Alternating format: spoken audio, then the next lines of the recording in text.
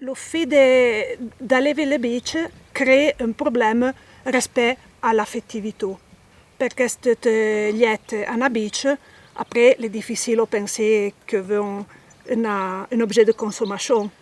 Ah, ouais. Giusto. Voilà. Et il y a toutes des techniques, en effet, dans la société, peut séparer le biche avec lequel tu peux te lieter d'affection et celle que tu ne dois pas te lieter d'affection. Souvent comment se dit, de préceptes que se baillent en nous, que les nous puissent accepter de se lieter à una biche, mais pas trop per poter après se dépouiller de la biche. Per esempio, dans notre réalité, dans les Alpes, le vieux, per esempio, diceva in menu, caressa palo la peur, o belle, ma finché ve le c'è. Perché au delà del discorso dell'elevazzo, c'è il discorso che le biche hanno una via ben più corta che l'uomo. Allora l'uomo, dès che vicai che baglia una bice, deve apprendere che la bice lo chiotterebbe anche lì, perché è dans le lieu de la nature. E allora, tutti questi precetti per dire i menu, groppate pas troppo alla bice. E si fa di tante maniere, ma per esempio, le vieux in Val d'Usta, come per d'autres lieux, dicevano, caressa pas la peur, perché è un malato. Donc, évidemment, en anthropologie, sont des mécanismes que se trouvent en Choin. De le fait que l'explication que se baille n'est pas les diens contextuels. Bagliano cette explication perché lo discorso si fa di quella façon. Ma noi antropologhi sappiamo che è un grazie d'esote e comprende più perché. Perché le pas che le zi creavano realmente che la peur fosse venire malato. Lì peut dissuadere lo menu di trop lo carescer per pas che la si gruppasse alla bice, per esempio. Et donc, voilà, un esempio di contatto fisico differente se che sviluppare in zona di voi avec le bici di compagnia o le bici a voi chi ne hanno di contatto. Io me ne rendo conto, per esempio, ora che lavoro au Pays Basque, che le fanno un élevage più axé sulle fee, le pecore, e gli hanno le vache sono macche elevate per la vianda e sono macche uomo viei, lo chef de famille che si occupa di vache, e l'imina invece vanno piuttosto verso le fee perché le fee hanno quindi una via più lunga perché sono elevate per la 6 e gli fanno una distinzione di relazione entre le vache che sono macche elevate per la vianda e le fee per la 6. Ah, bleccia un po' le vazze? No. E l'imina vanno jamais a avere le vache. Ok. Sono infatti io, cioè, per me se le vache sono gli star che va oltre l'agno le considero, però sono le sfigate di turno. So che io per esempio mi rendo conto che in Francia, che in Francia si vaga di sempre fare lo potin, no? E in Svizzera 3 potin. O se no appunto come dicevo, se sta per mal di te in America Latina, là le fanno un calin. E de cui io gli fra un po' voglia di strepare i contro ancora di cacchio un altro, ma perché vengo da sita che il terra e si pa costuma a site vaghe se. E voilà, e lo Covid anche la fanno per una checca di distanza, no? Tutte queste questioni. E voi come lo vivete? Le cacche vaghe che vivete a vostro agio o no? Me l'amo pas tant. Lo conta fisico. L'amo pas. No. Non. Oui, bon, mamma e papà, ouais, ma avec d'autres zii, ok, on se veille un peu si pour un, ok. Mais après, non, il y a des zii qui tu le zar, tu te le veilles. Oui, tu t'as senti zar. È troppo. Troppo. È troppo. Oui, les amis, l'amo pas i bacini. No. E tu per esempio che hai scusami ti io prendo da brava sempre sudamericana è tutt'altro discorso. Chiaro. Perché vabbè a volte non ci faccio caso, adesso ci faccio caso di più, nel senso che ovviamente dipende anche chi mi trovo davanti, no? Però tendenzialmente per esempio io abbraccio tantissimo e anzi con i miei amici che sono miei amici all'inizio per me erano tipo delle saponette, nel senso che sapevo che li metteva un po' a disagio, però sapevo anche di poter andare un attimino oltre perché li conoscevo bene, no?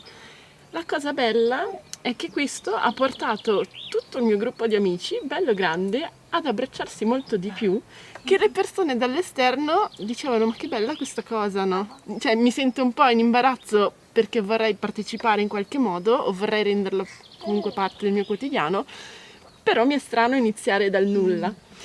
E per me questa cosa è molto bella, ovviamente dipende dal contesto, perché appunto magari venendo in qua dipende chi sono le persone, perché lo vedo anche già dall'inizio, dal banale saluto, no? Che magari c'è una distanza e quindi viene percepito come invadente a volte.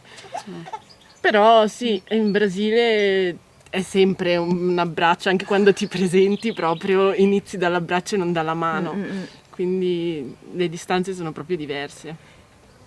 Però questo allo stesso tempo io mi rendo conto, cioè quando appunto sono stata in Cina un po' di tempo, voglio dire, qua appena instauri un contatto fisico è porta aperte a cose a volte non consentite, mentre invece questo rapporto più fluido con il corpo altrui fa che forse, come dire, non sentiamo di dover infrangere un limite, forse c'è un rispetto che è un po' più sviluppato, non nel lo so, è senso una mia che impressione. appunto salutare con un abbraccio non vuol dire dare necessariamente intimità, per quello che noi intendiamo intimità, nel Esatto. senso non per questo siamo migliori amici, però è un modo di accogliere in qualche modo, comunque di mettere la persona a proprio agio in quel caso. Però questo non presuppone che poi tu ti debba aprire nella tua sfera personale in tutto il resto. È proprio una cosa che si limita solo a quello spazio lì, poi è scelta tua se andare avanti o no. Però diciamo che essere accoglienti, anche questa cosa mi ha messo spesso in difficoltà. Stavo per chiedere. Perché qui in Italia, essendo particolarmente affettuosa o comunque accogliente in questo modo, a volte questa cosa veniva fraintesa, dove per me magari il dare un abbraccio non è un interesse di nessun tipo, ma è appunto un modo di fare che per me è sempre stato così. Sì, è una dimostrazione di vicinanza, di Sì. affetto. E io per esempio sono valdostana, proprio di quelle valdotene, e devo prendere in patois o parlare in italiano? Uguale, tanto capisco. Ok. Quand si allait à Théon, on peut te dire, ni fa 5 ans d'université à Théon. Et commencement à Théon, fan le torinais, te vogliono de poteur, tu le zoo. Quand te veillons le matin, quand te veillons le nat, quand te saluons le nat à Chuiso, quand tu venais. Et donc, commencement, per me, lì come va, perché Valdotè, ci capai, munge, ma è sempre sì, che vogliono de poter, a poi a fusa, poi torna in Suisse, 4 ans, cioè de poter, in France, nello chose français, ma sia come meglio e le bagnano qua, cioè le comincia a bagnare. Donc io penso che le franc questo sempre de s'adapter, ouais. Poi lo significato change, secondo me. Il significato donc Ouais, de bailler de potin ou de contact physique. Si può. ouais, change, ouais. te comincia a vivere Ouais. malleabile, si può. Si può. Io trovo anche una differenza grande a seconda appunto della generazione, perché magari con le signore, che mi aspetterei magari un po' più di distacco, molto spesso c'è questo prendere la mano o metterti la mano sulla spalla, no? Sì, vero. Che a me fa un sacco piacere e allo stesso tempo quando questo contatto viene da persone più anziane, in un certo senso è come se mi fa quasi meno strano, nel senso che tra i giovani questa cosa appunto può essere fraintesa molto spesso, e invece quando è tra anziani lo vedo più come un gesto di cura, di affetto o comunque di sostegno in qualche modo, e quindi non c'è questa lente del magari l'intenzione è un'altra, molto spesso perlomeno. Ecco Anna, non so, scusa, stavo dicendo, riendatevi un attimo, che trovo che spesso, soprattutto per le donne incinte, c'è un po' questo tante soprattutto donne meno giovani che si sentono, che pensano sia normale avvicinarsi e toccarle, ed è una cosa che io non ho figli, quindi non l'ho mai vissuto in prima persona, però mi turba già solo il pensiero che lo facciano ad altre, e non so se... Sì, tutti molto liberi, anche con lei. Ah, ok.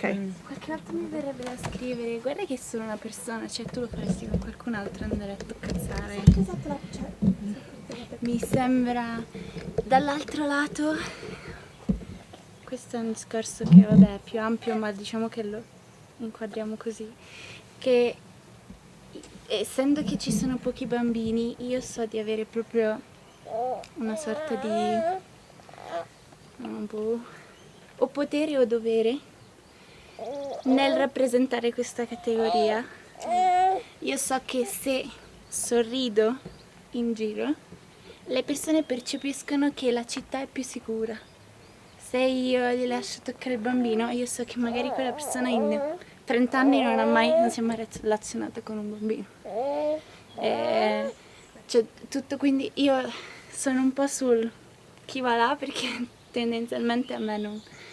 Però cerco di condividere quanto possibile questa gioia, perché proprio vedo la gente che impazzisce. Cioè, i bambini, ma anche quando ero incinta, erano proprio felici, se ne andavano con qualcosa di speciale. Però è vero che è una cosa probabilmente legata alla riduzione della natalità in Italia. Sì. Comunque è impressionante, cioè quando vai in Francia, in Svizzera, vedi un sacco di bambini ovunque, qua non se ne vedono più. C'è proprio così tanta differenza nei sì, numeri sì, del... sì. È il paese più vecchio al mondo con il Giappone, l'Italia adesso. Sì, pensavo che fosse appunto per il numero di centenari e quant'altro, invece è proprio le due cose combinate. Chiaro, sì. Sì, è vero, e poi faccio caso, non so, penso alle mie conoscenze, le mie amiche che hanno figli, ne hanno uno. Cioè, sono pochi i casi. Cioè, e se è più di uno, di solito il secondo, cioè, non era magari voluto. Quindi invece è vero, in altri paesi magari già 3. E questo effettivamente ci permette, ma ne parlavamo già ieri, di riflettere un po' su cosa si aspetta socialmente da una donna e perché le donne non si sentono più così, come dire, in misura di poter avere dei figli ad un'età in cui se la sentono davvero. Per esempio, dove lavoro adesso in università in Svizzera, ci sono 4 mesi di maternità. Nell'università c'è una garderie per i figli dei dipendenti, c'è una sala, la salle de traite, la chiamo, la sala dell'allattamento.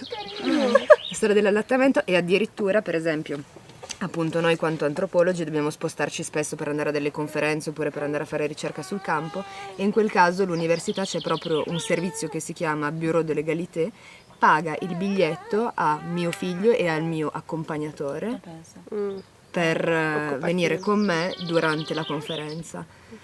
E quindi è per questo che è tutta una struttura sociale che permette alle donne di sentirsi libere di avere dei figli. Sì, e ti invitano ad Ti averli. fa venire più voglia di farli. Sì, perché non devi rinunciare. Sei sostenuta. Esatto. Mentre invece in Italia, anzi, Sì, se non hai rischi la anche il mamma, lavoro sovente. Esatto. la nonna, come fai? E quindi non ci pensi neanche. Le donne ormai lavorano ancora perché... Molto sì. Esatto, non sono ancora in pensione. In effetti è proprio un altro sistema. I miei sono tutti e due in pensione. Sì, beh, io ho delle amiche che trovo paradossale che prima che il bambino nasca devono fare l'iscrizione al nido tra un po'. Il bambino non è neanche nato e devi già preoccuparti di iscriverlo al nido per lasciargli poi un posto per quando rientrerà al lavoro. E tra un po' il bambino non è neanche nato. Certo, e quello fa già paura, perché da una stressante. parte ci sono sempre meno bambini, però poi i servizi si comprimono anche quelli, non so. Quindi è un po'... Quello questo- anche in alcuni posti in Francia devono già dirlo anni prima se gli tengono un posto. Io nel di 2027, maternità. nella seconda metà del 2027, pensavo di avere un figlio, scriviamolo, scriviamo. Cioè, bambino X, famiglia No, quello sì, lo trovo proprio strano. Più che altro ci sono sempre meno bambini.